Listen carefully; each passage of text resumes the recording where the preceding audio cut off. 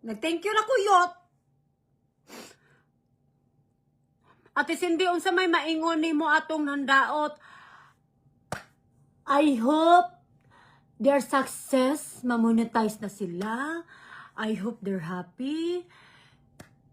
Mara gid maingon day. I hope they're happy. Ana lang gid na. Success is ano na. Kasi to day mamonetize, mabansin na unta ana. Wala, I don't hate them, day. Just let them be. I don't hate these people, man. Just let them be. Kapoy magpatol sa mga kuan na day. When you get older, kabalo ka day, gustuhon kay kumurat-rat day.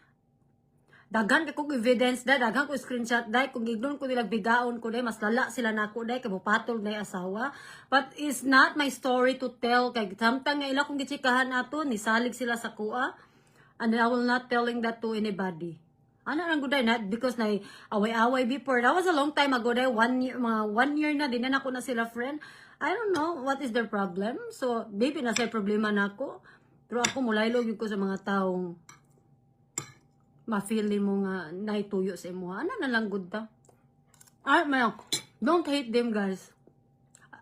Ayaw lang sa i-hate. Just let them be. Let's karma work. Ano na lang. Tuong kong gaba.